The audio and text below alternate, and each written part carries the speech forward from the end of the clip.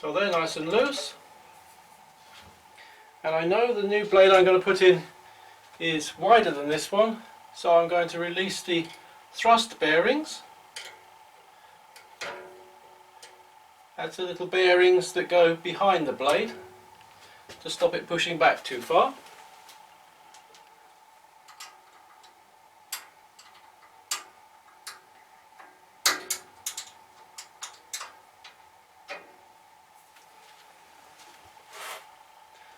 And then we can ease the blade off. Just be careful, it could be quite sharp. Let's take a bit more tension out.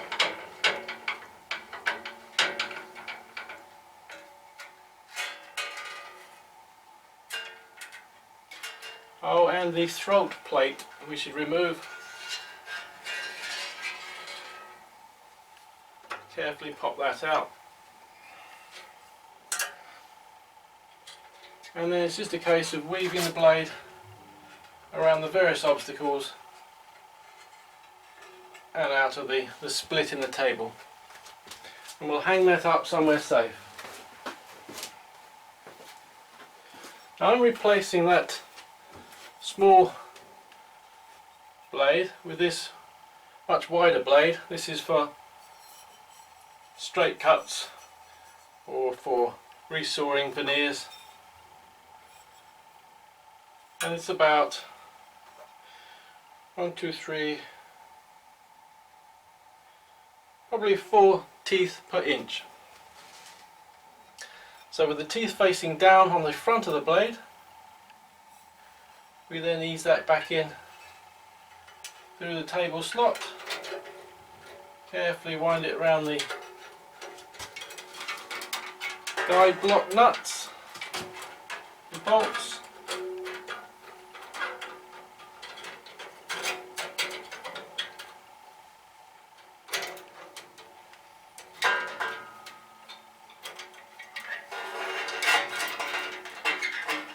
Hang it loosely on the back of the top wheel.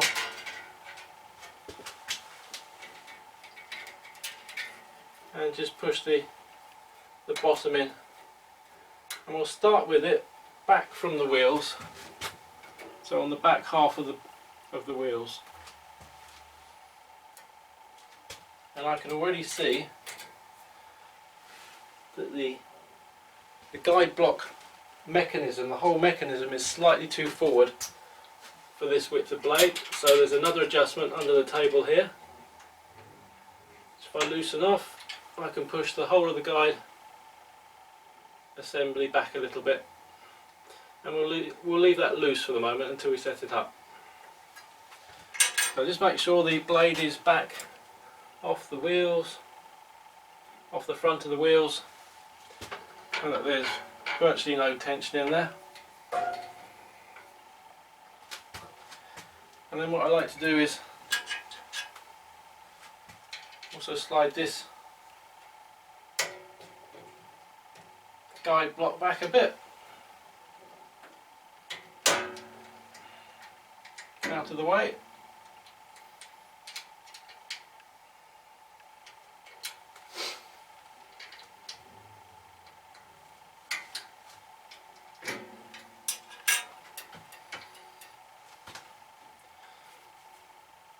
Now just position the blade on both wheels with the teeth just shy of the front of the wheel in this case, so that the blade is roughly centralised across the width of the wheel. Then take up a little bit of tension.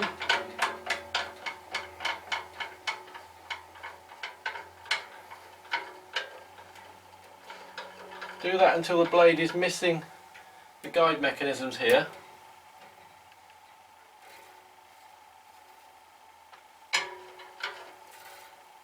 And you should then be able to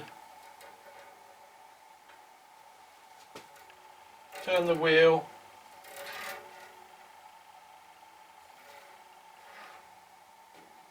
without anything touching. And this blade, just a couple of turns of the wheel, has moved back on the wheels, so the tracking needs to be adjusted as well. So we undo the tracking knob at the back, undo the locking nut,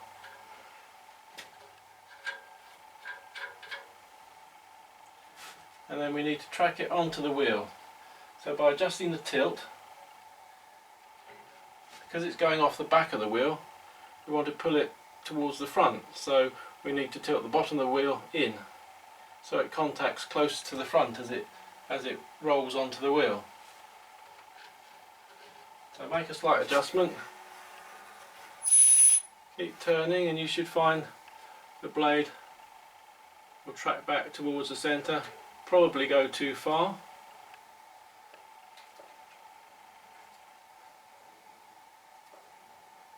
That's coming slightly too far forward, so we'll make a slight modification.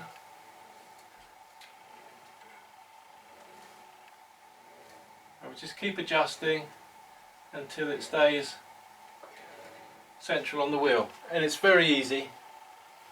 You soon get the knack of it. Just don't take huge movements and move it by hand, don't power it. And lock that adjustment mechanism off. And you should be able to spin without the blade moving off the wheels.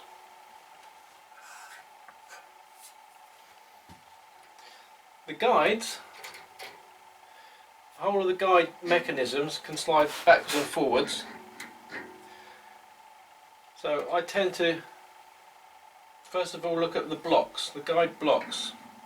Some people will have bearings going into the side of the blade. This machine has got little guide blocks which are, I'm not sure what these are made of. I think it's a very soft alloy. They just slide in there and contact the blade, and they should be contacting just behind the gullet of the teeth. So adjust the position of the whole guide mechanism until they're just behind the gullet.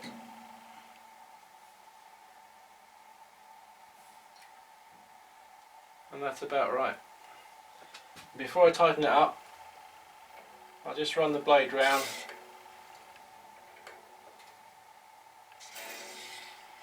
and there's a very slight contact with the thrust bearing on one particular spot. But that's fine, and I'm going to lock that in position now.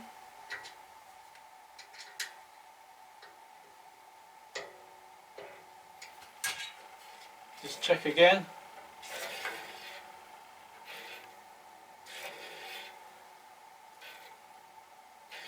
And there's just very tiny contact here and there.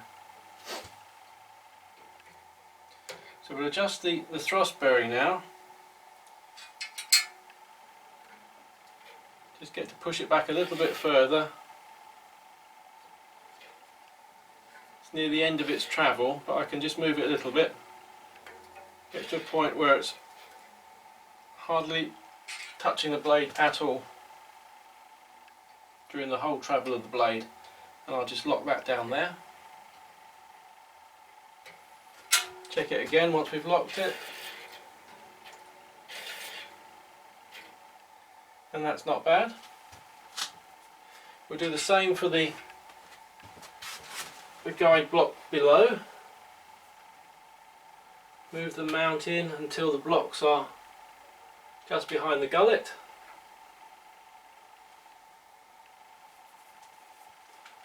Spin the blade.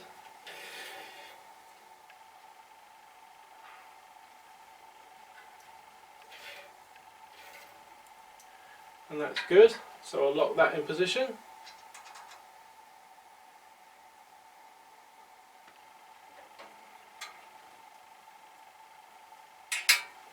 Now we can adjust the actual guide blocks.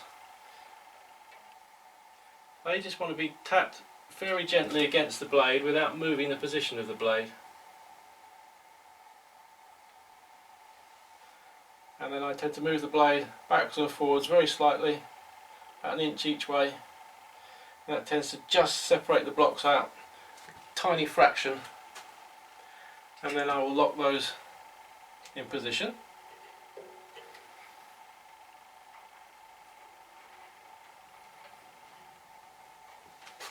Now on this bandsaw, the little thumb screws here don't tend to hold the blocks tight enough, so I just give them a little tweak with the pliers.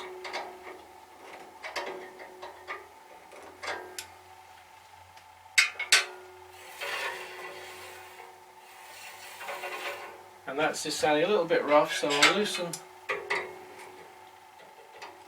those off again.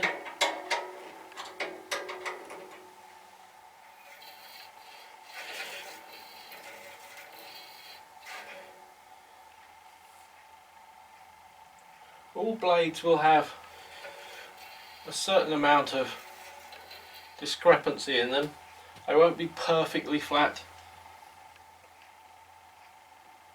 and the backs won't be perfectly straight either, so you will get the odd touching when you've got your guides positioned quite closely, but you should be able to minimise that without losing too much accuracy.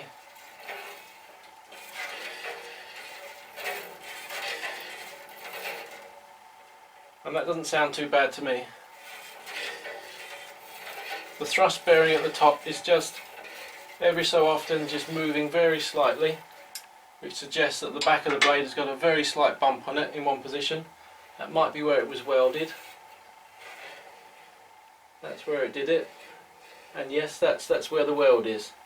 So we can just run a little file across the back of that, or a stone across the back, just to take that bump out.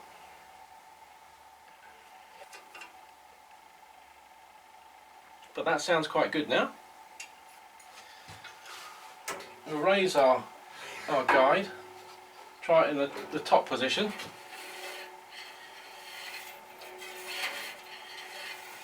And that's still good. The tracking's still good, the blade's not moving across the wheel.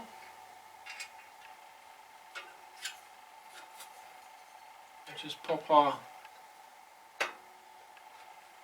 throat plate back in, and our table aligning pin.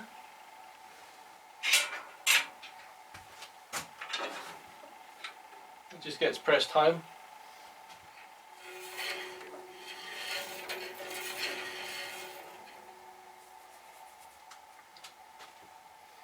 Now, the one thing we need to check at this point is whether our blade is set at 90 degrees to the table. There is actually a stop, so our table will move if it's released.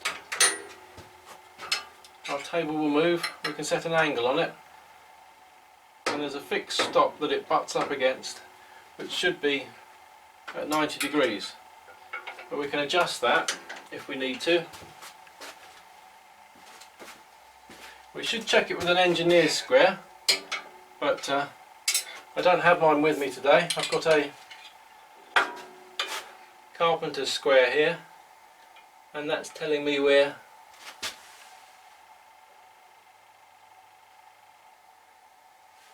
virtually spot on.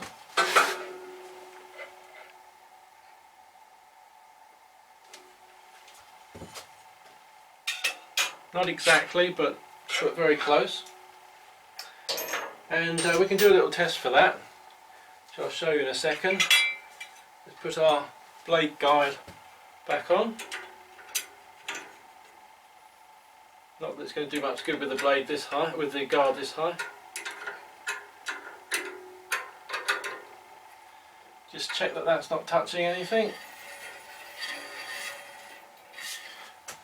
With the covers back on, we can cut through this parallel piece of board.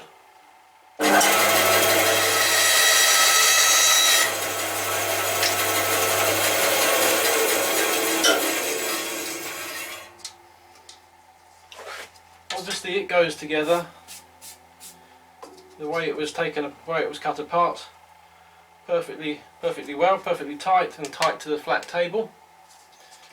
If we turn one piece upside down, this will show us the discrepancy there is in the squareness of the blade to the table. And as you can see, there's approximately 1 millimetre in the width of this, which is about 75 millimetres. No, sorry, 95 millimetres. There's about 1 in 100 discrepancy there. We can correct that by adjusting the screw underneath the table.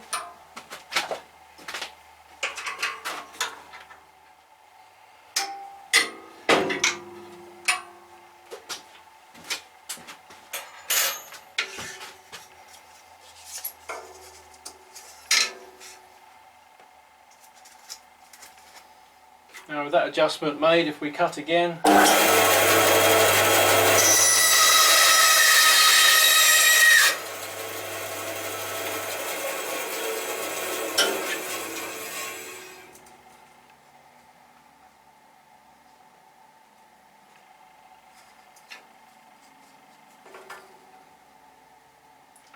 and that's lovely. So turn it upside down there, and we're tight on the table, and we're tight all the way up to the top.